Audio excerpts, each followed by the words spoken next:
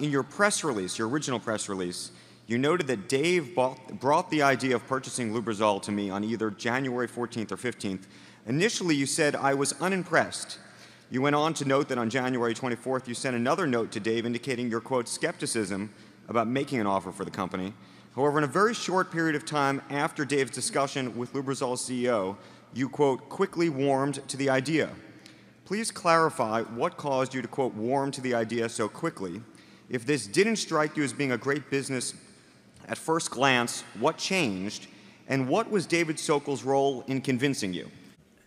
It wasn't that it struck me as a business I didn't know anything about initially. You're talking about petroleum additives. I never would understand the chemistry of it, but that's not necessarily vital. What is important is that I understand the economic dynamics of the industry. Are there competitive moats? Is there ease of entry? All of that sort of thing. I did not have any understanding of that at all initially. As a matter of fact, I suggested to Dave, I said, Charlie's a lot smarter about oil than I am. Why don't you give him a call? Because I just don't know anything about that business. And I talked to Charlie a few days later, and I don't remember whether I asked him whether David called or anything, but I mentioned it to Charlie. Charlie says, I don't understand it either. So when I talked to Dave later, he had not gotten a hold of Charlie. I told him, forget it, he's as bad as I am. What Dave passed along to me after having that dinner with James Hambrecht, and which I later confirmed in a lunch when James Hambrecht came out here on February 8th. But it was the same thing. I thought and I still feel, I thought I got a good understanding of industry dynamics and how the business had developed over time, what the role of oil companies was and would be in relation to a chemicals additive. The oil companies are the biggest customers. They sell base oil to a Lubrizol, but they are the big customers, and they have gotten out of the business to quite a degree, although there's two of them left in it. So this industry had consolidated over time.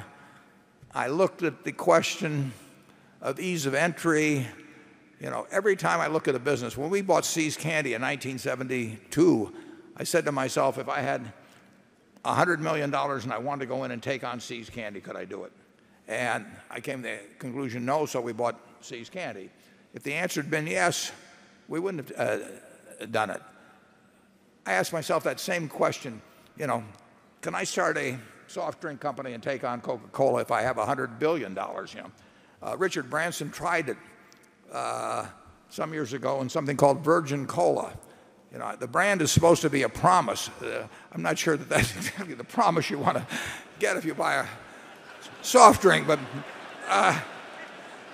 in any event,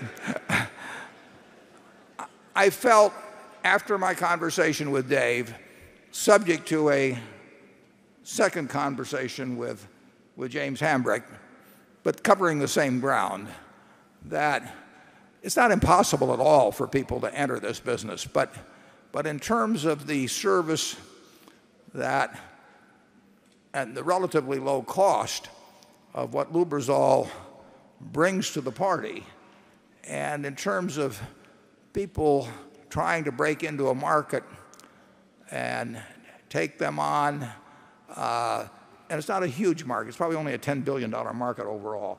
I decided that there was a pretty good sized moat around this business. They got lots and lots of patents, but more than that, they have a connection with customers. They work with customers when new engines come along to develop the right kind of additive. And so I felt that I had an understanding, didn't understand one thing more about chemistry than when I started, but I felt that I had an understanding of the economics of the business the same way I felt that when the ISCAR people talked to me.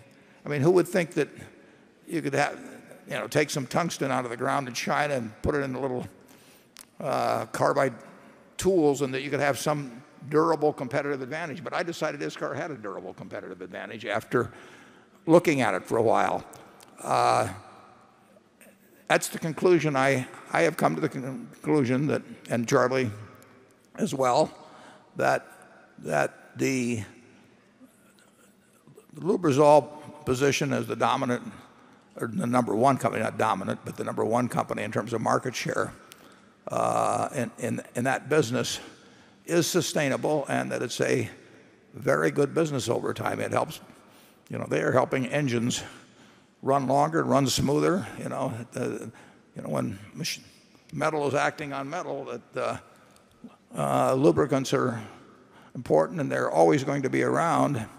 And I think Lubrizol will be the leading company for a very, very long time. And that's the conclusion I came to. And I did not have a fix on that,